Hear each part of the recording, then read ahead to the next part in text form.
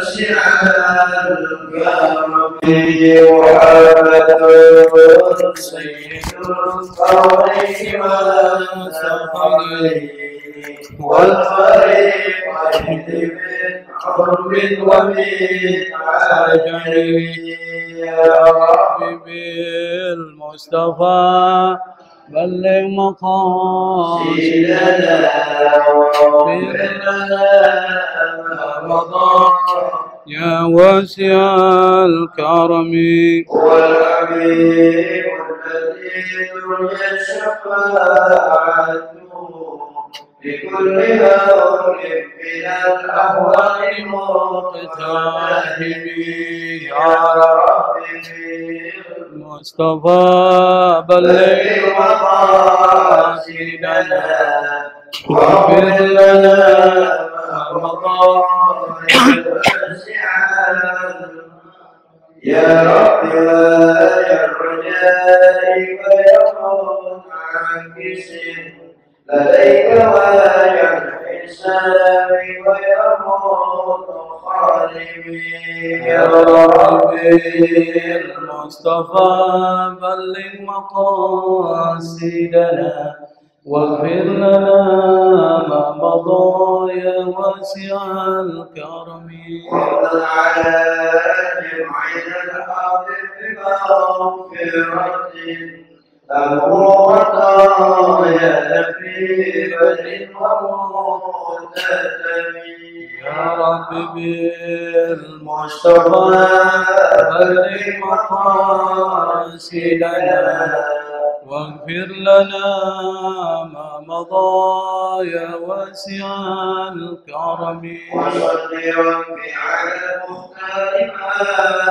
طلع شمس النهار وأنكر الذي يا ربي المصطفى بلغ مقاصدنا واغفر لنا ما مضى يا واسع الكرم والآل والصحب والأنصار من تبعوا هداه واعترفوا بالعهد والذمم يا رب بالمصطفى بلغ مقاصدنا واغفر لنا ما مضى يا واسع الكرم اللهم صل وسلم وبارك عليه اللهم صل وسلم وبارك عليه اللهم صل وسلم وبارك عليه اللهم صل وسلم وبارك عليه اللهم صل وسلم وبارك عليه اللهم صل وسلم وبارك عليه الفاتحة حضرة حبيبنا وشفيعنا وقرة أعيننا مولانا محمد صلى الله عليه وسلم وعلى آله وصحبه أزواجه وذرياته ولبيت أجمعين ثم إلى أرواح والدينا لآبائنا لأمهاتنا لأجدادنا لجداتنا ولإخواننا لأخواتنا لقرباتنا لمن له حق علينا ولجميع المؤمنين والمؤمنات والمسلمين والمسلمات الأحياء منهم والأموات وخصوصا إلى أرواح الواقفين هذا المسجد وخصوصا إلى روح أمير الله بن مأمون بن محبوب بأن الله تبشرهم برحمة والمغفرة الفاتحة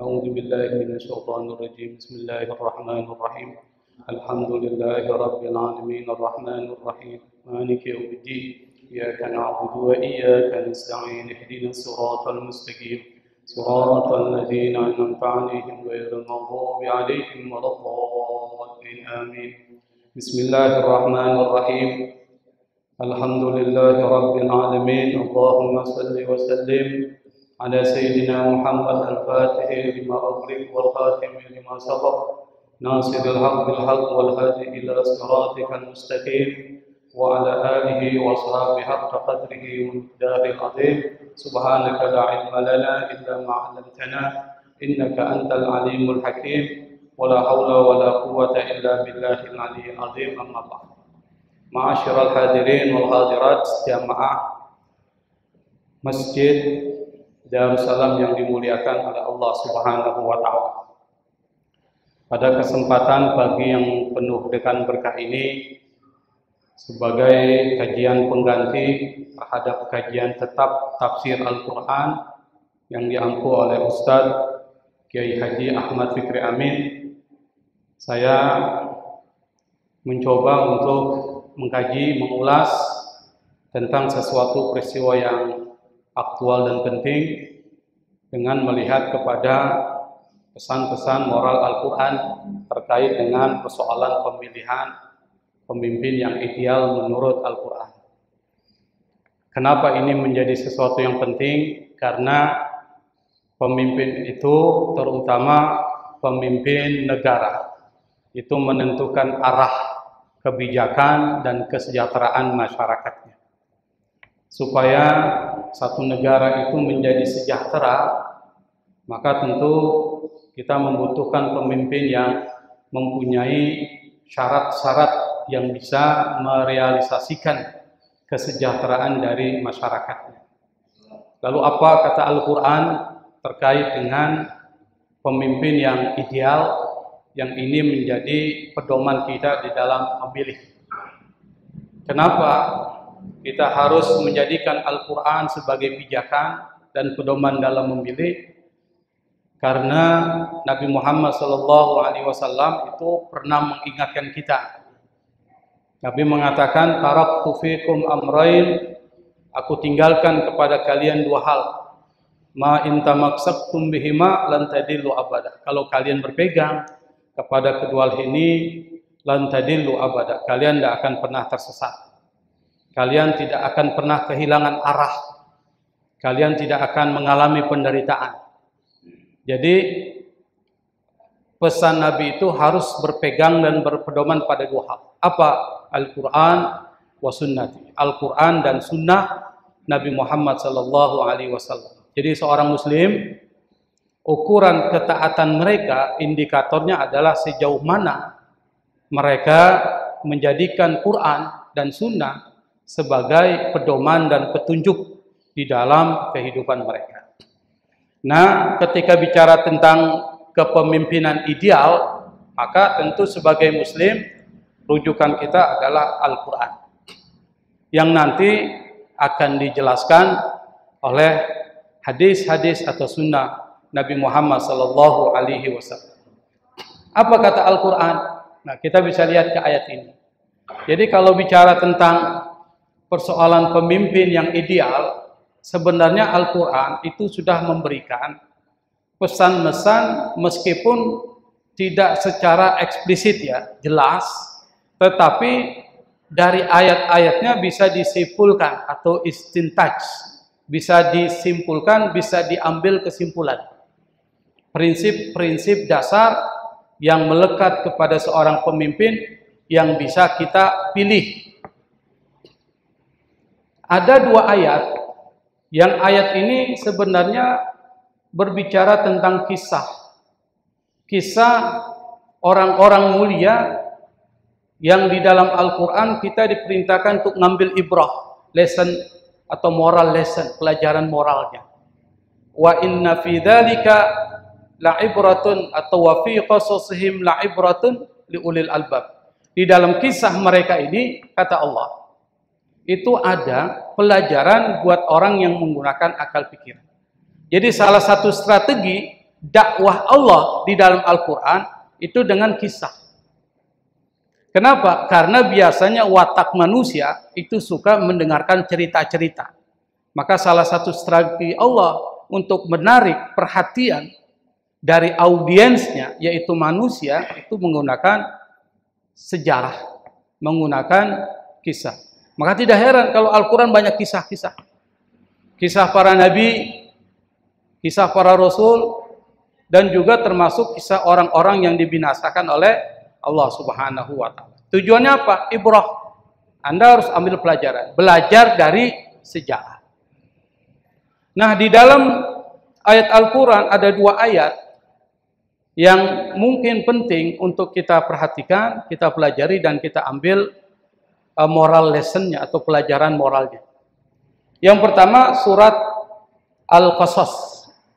Surat Al-Qasas ini surat ke-28 di dalam Al-Quran, dan ayat yang bicara tentang itu adalah ayat ke-26. Coba kita pelajari ya, ini kan tafsirnya. A'udzubillahi minasyaitonir rajim. Bismillahirrahmanirrahim. Qalat ihdahuma ya abati ista'jirhu inna khaira man ista'jartal qawiyyul amin. Qalat ini artinya berkata. Siapa yang berkata? Ihdahuma, salah seorang putri dari Nabi Syuaib. Jadi Nabi Syuaib ini adalah seorang Nabi Allah yang diutus oleh Allah dan menetap di satu kota namanya Madian. Pada saat yang sama tinggal seorang Nabi juga yang bernama Nabi Musa alaihissalatu wassalam. Pada saat ketika Nabi Musa dikejar, dicari oleh Fir'aun, pada saat beliau masih muda, beliau kemudian lari ke kota namanya Madian. Di dalam Al-Quran ada itu, Madian. Di Madian ini ketika beliau sedang istirahat di bawah pohon, beliau lihat banyak orang yang meminumkan hewan ternaknya di dekat satu sumur. Tidak jauh dari sumur itu ada dua orang perempuan. Dua orang perempuan ini agak kesulitan untuk memberikan minum kepada hewan ternaknya. Kenapa? Karena mereka malu untuk bercampur dengan laki-laki dan mereka mungkin tidak mampu bercampur dengan mereka. Nabi Musa perhatiin. Lalu Nabi Musa datangi dan tanya, ma khatbukuma, kira-kira apa keperluanmu yang bisa saya bantu? Kata kedua putri Nabi Syuaib ini mengatakan, kami tidak bisa memberikan hewan ternak kami dengan air minum yang ada di sumur itu. Karena di situ banyak orang-orang yang memberikan minum kepada hewan ternaknya. Akhirnya Nabi Musa lalu kemudian membantu. Tidak jauh dari sumur itu ada sumur, tapi sumur itu tertutup batu besar. Yang batu besar itu nggak bisa diangkat oleh kebanyakan orang seperti kita. Nabi Musa dengan sendirian dia angkat batu itu. Anda bisa bayangkan batu yang mungkin nggak bisa diangkat oleh 10 orang, itu bisa diangkat oleh Nabi Musa sendiri. Berarti Nabi Musa itu punya kekuatan fisik yang sangat hebat. Diangkat itu batu, lalu kemudian diambil air dari sumur itu, lalu diberikan minum kepada hewan ternak milik putri Nabi Syuaib. Putri Nabi Syuaib lalu kemudian pulang, cerita ke bapaknya. Bapaknya bilang, coba kau panggil orang itu, kita akan berikan upah. Pergilah salah seorang putri Nabi Syuaib menghadap ke Nabi Musa. Amanah dari orang tuanya mengundang dia untuk mampir ke rumahnya. Nabi Musa yang saat itu dia pernah berdoa, Rabbi inni lima anzalta ilayya min khairin faqir. Nabi Musa doanya itu. Dan itu doa. Kalau kita butuh pekerjaan, Pak, pakai doa itu. Kita misalnya lagi nyari kerja nih, sulit, di mana-mana susah, kita pakai doa itu. Rabbi inni lima anzalta ilayya min khairin faqir. Ya Allah, aku sangat membutuhkan apa yang Engkau berikan kepadaku dari kebaikan. Itu doanya. Doa Nabi Musa dikabulkan oleh Allah. Langsung Nabi Syuaib mengundang dia. Dan Nabi Musa saat itu memang sedang membutuhkan sesuatu untuk dimakan. Pergilah Nabi Musa ke situ.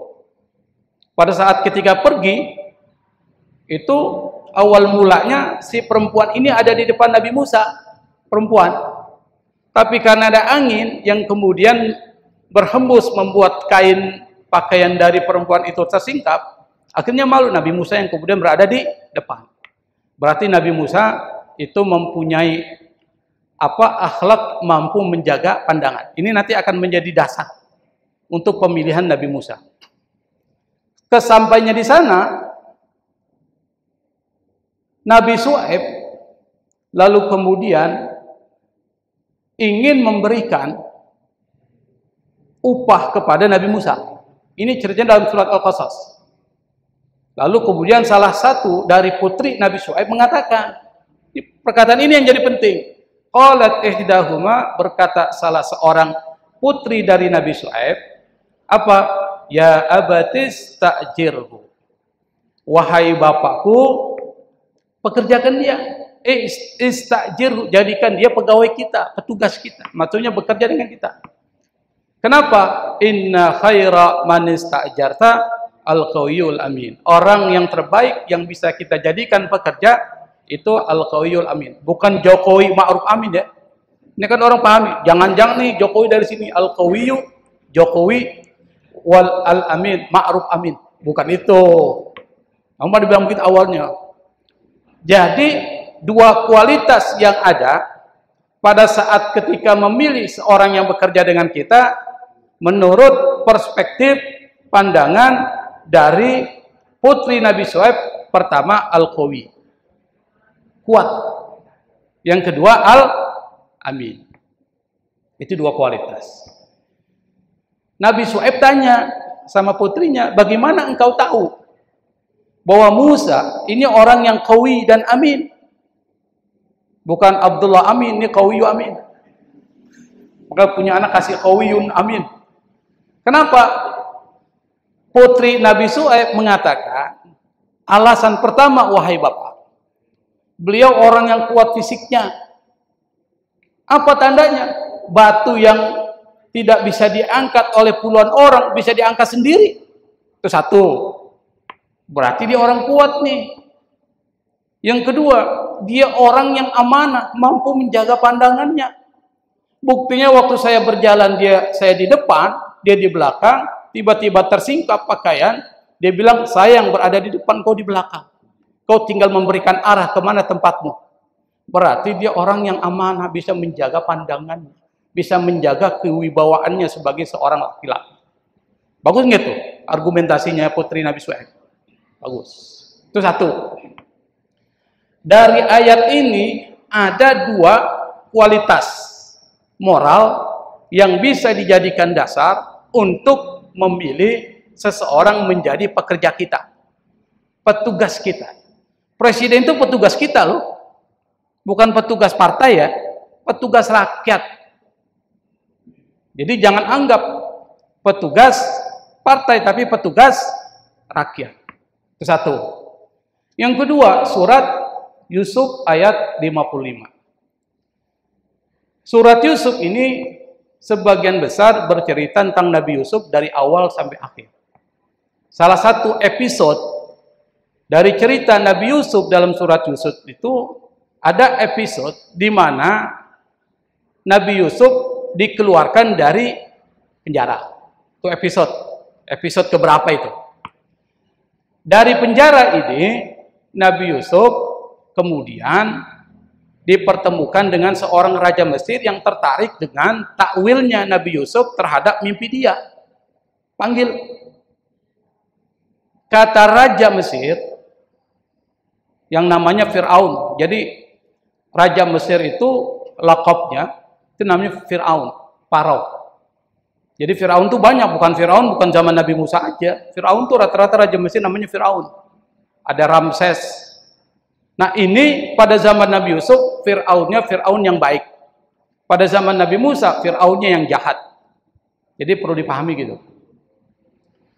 Ketika Raja Mesir bilang sama Nabi Yusuf, saya akan menjadikan engkau orang yang bisa membantu saya dalam pemerintahan ini. Kata Raja Mesir. Nabi Yusuf bilang, kalau memang itu yang menjadi dasar, kata Nabi Yusuf, qala ja'alni ala khazainil ardi inni hafidun alim. Ini perkataan Nabi Yusuf yang direkam oleh Allah. Kata Nabi Yusuf, Nabi Yusuf berkata, ij'alni ala khazainil ardi, jadikan aku sebagai menteri perbendaharaan negara. Maksudnya menteri yang mengatur persoalan keuangan negara dan yang mengatur soal yang terkait dengan pertanian dan hal-hal yang terkait dengan perbendaharaan negara. Kenapa Nabi Yusuf mengatakan inni hafidun alim? Karena aku adalah orang yang hafid dan orang yang alim, orang yang mampu menjaga dan orang berilmu. ayat ini sebenarnya kontroversial. Kontroversial pertama, ayat ini meminta jabatan. Dalam Islam meminta jabatan nggak boleh. Kontroversial kan? Yang kedua, tidak boleh membanggakan diri. Fala tuzakku anfusakum. Dalam Al-Quran jangan membanggakan diri kalian dengan prestasi. Fala tuzakku anfusakum. Tapi Nabi Yusuf mengatakan, inni hafidun alim. Saya ini orang yang hafid dan alim. Tidak mengatakan insya Allah. Jawabannya adalah, kata Imam Fakhruddin Ar-Razi dalam kitab tafsir Mafatihul Ghaib, dia mengatakan yang mengucapkan ini Nabi. Nabi Yusuf tahu kalau dia Nabi, maka dia mengucapkan sesuatu sudah diberitahu oleh Allah. Kalau kita nggak boleh, gitu. Kalau kita bilang Anda harus angkat saya ini orang berilmu, ada sombong banget ini orang. Kalau bilang sombong amat ini. Nah, ayat ini menjadi dasar boleh melelang diri kita mendapatkan jabatan. Satu. Kenapa? Nabi Yusuf minta. Tetapi meminta jabatan bukan sembarang orang. Yang bisa meminta jabatan melelang dirinya untuk menjadi seorang petugas, itu syaratnya dua. Hafidh dan alim. Orang yang terpercaya, mampu menjaga amanah. Yang kedua adalah alim, orang yang mempunyai ilmu pengetahuan. Berarti kalau kita gabungkan dua ayat ini, kira-kira ada berapa pesan moral, kualitas moral yang harus dimiliki oleh pemimpin? Ada berapa? 4. Kalau disingkat jadi berapa? Jadi 3. Karena amin, hafiz itu sama itu. Jadi kalau dihitung, pertama ada kualitas integritas. Tuh, integritas. Yaitu moral. Yang kedua ada kualitas kognitif. Ini bahasa kampus nih. Kognitif itu artinya knowledge, pengetahuan. Berarti kata alim. Yang kedua ada kualitas moral. Apa itu? Hafiz, amin, amanah. Yang ketiga al-qawi, kualitas fisik. Jadi 3. Kalau disimpulkan dari dua ayat ini dapat disimpulkan kualitas pemimpin yang harus menjadi dasar kita memilih. Yang pertama adalah al-qawi. Yang kedua, al-amin. Yang ketiga, al-alim. 3. Ini pesan Allah. Cuma Allah nggak bilang langsung, tapi melalui cerita. Karena salah satu strategi Allah, ketika mengajarkan, menanamkan nilai-nilai moral, itu melalui kisah. Bisa dilihat nggak nih? Bisa ya? Yang pertama, al-qawi. Kita bahas, tafsir. Nggak lama-lama nih, karena kita mau takziah ya. Al-qawi.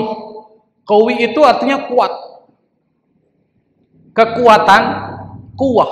Kata kuwah itu bisa berarti potensi, itu kuwah. Quwwatud dzakirah, kekuatan potensi, memorinya kuat. Namanya quwwatud dzakirah. Nah, kuat di sini berdasarkan cerita Nabi Musa, yang pertama harus kuat fisik. Jadi orang yang akan menjadi presiden, pemimpin negara, itu harus kuat fisiknya. Berarti jangan sakit-sakitan. Kalau orang sakit-sakitan, jangan coba-coba lelang diri jadi presiden. Apalagi sedikit-sedikit, asam urat naik. Darah tinggi. Makanya Haji Is nggak pantas nih, asam uratnya tinggi. Darah tinggi, kolesterol. Kalau udah punya begitu nggak usah lah. Urus dulu penyakitnya. Jadi yang pertama, kuwatul abdan, harus kuat fisik. Kenapa? Karena mengurus urusan umat Islam itu enggak sederhana, itu enggak sepele, itu enggak mudah. Kalau orang sering sakit-sakitan, maka sulit. Makanya kenapa perempuan di dalam Islam itu diperselisihkan terkait dengan kepemimpinannya. Karena perempuan ada masa-masa di mana dia mengalami siklus menstruasi yang situ ada problem mental, problem fisik. Maka dalam Islam itu disebutkan pemimpin harus rajul, laki-laki. Urusannya itu bukan karena diskriminatif, bukan, persoalan kuwatul abdan, kekuatan fisik. Maka di antara ini, siapa yang kuat fisiknya, itu yang dominan. Kalau saya sudah sakit-sakitan lah, udah nggak berani. Kenapa? Nanti baru diberikan tugas pergi kemana, sudah sakit, pusing, agak sulit. Dia harus tahu diri. Yang kedua, kuwatul mauqif, harus kuat sikap. Kuat sikap itu maksudnya apa? Dia tegas dan cepat ketika memutuskan perkara, enggak pernah diulur. Dan ketika memutuskan perkara itu dengan data-data, bukan dengan asumsi, apalagi dengan imajinasi. Data. Hah? Susu nggak ada datanya kan? Ngasih susu, ngasih ini, nggak pakai data. Harus pakai data. Ini saya bicara tentang konsep ya, bukan bicara orang nih. Harus dengan data. Kenapa? Bapak pernah dengar cerita Nabi Sulaiman? Ini dari Al-Quran. Nabi Sulaiman, satu ketika sedang melakukan inspeksi pasukannya, inspeksi pasukan, dia lihat pasukan Nabi Sulaiman kan dari bangsa jin, binatang, manusia. Ini tidak ada satupun raja, presiden yang mempunyai power seperti Nabi Sulaiman. Ketika sedang inspeksi, ada satu pasukannya nggak ada, burung hudhud. Tuh, burung hudhud. Kata Nabi Sulaiman, nanti kalau burung hudhud datang, saya akan berikan peringatan. Lau adzibannahu. Saya akan berikan, bahasanya saya akan berikan sanksi. Atau layatiyanni, atau dia membawa kepadaku satu berita. Jadi dua. Kalau dia membawa satu berita yang ada alasannya, saya maafkan. Tapi kalau dia tidak membawa berita, maka saya akan berikan sanksi. Burung hudhud. Datanglah burung hudhud melapor ke Nabi Sulaiman. Wahai Nabi Allah Sulaiman, ada apa? Kata Nabi Sulaiman bilang. Ada di satu tempat, saya mendapati rajanya mempunyai kekuasaan arsyun azim, istananya sangat besar. Tapi sayang, ratunya atau rajanya itu menyembah matahari. Itu ceritanya gitu di dalam kitab dalam surah An-Naml. Nanti bacalah surah An-Naml itu.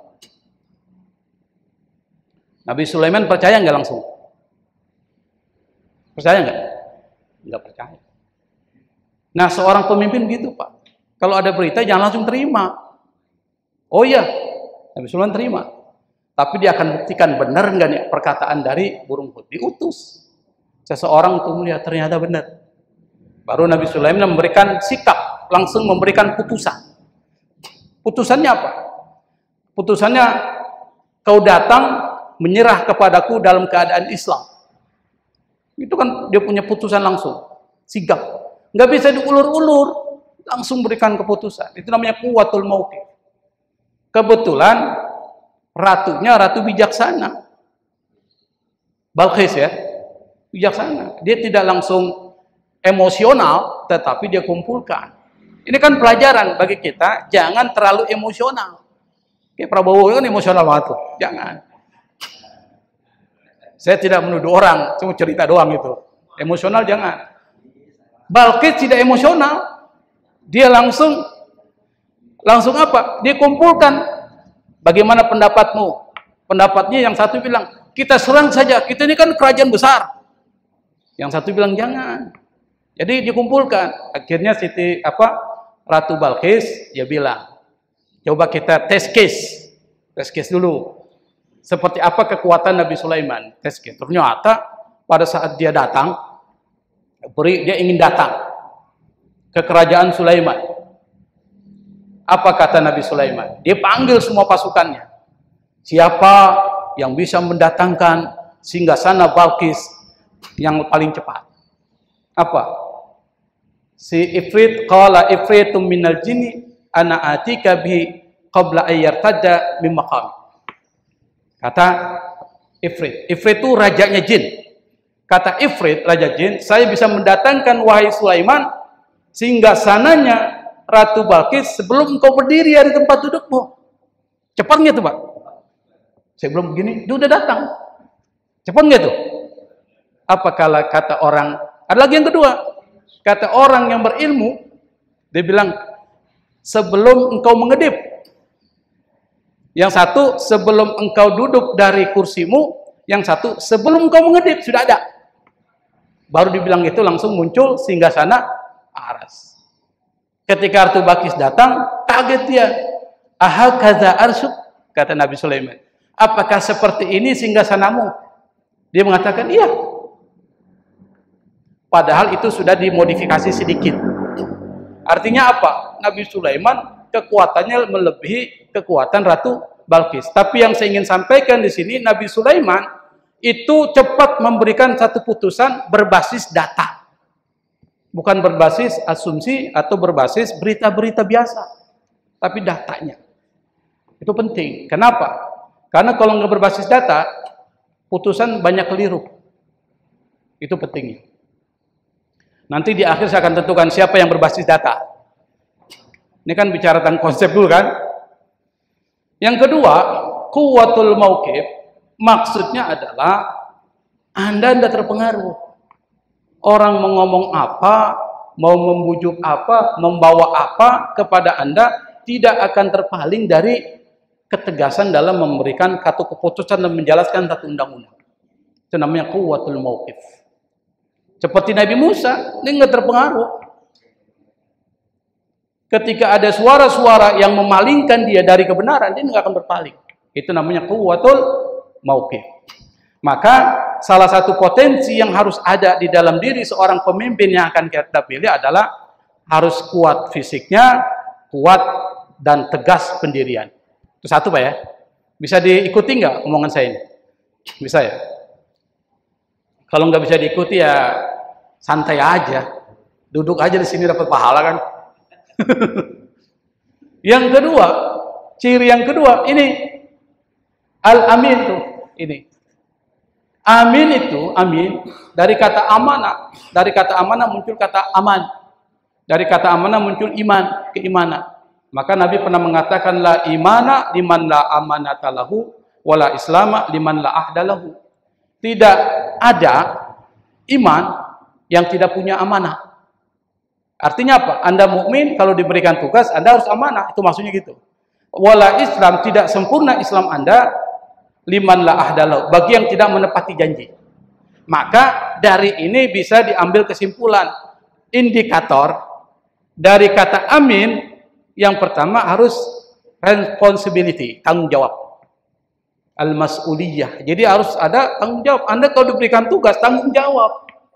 Satu, sesuai dengan tupoksinya, jangan melanggar dari tanggung jawab. Itu amin. Yang kedua, ketika Anda membuat visi dan misi, janji-janji itu tepati. Maka nggak bisa bikin visi misi dengan asumsi, tapi visi misi harus dengan data. Langkah-langkahnya apa? Jangka panjang, namanya jangka panjang, jangka pendek. Orang akan dilihat, oh ini visi misinya benar nih. Kenapa? Ada visi, ada misi, dan ada cara mencapai visi itu. Itu jelas. Itu namanya menepati janji. Yang ketiga, profesional. Profesional itu dalam bahasa Arab namanya itqan. Kalau Anda diberikan tugas 100, Anda bisa melaksanakan 100, berarti Anda sudah menunaikan kewajiban. Tapi kalau Anda diberikan amanah 100, ternyata target yang diselesaikan 200, Anda namanya profesional. Bisa paham ya? Namanya itqan. Innallaha yuhibbu idza amila ahadukum ayyutqina fi amali.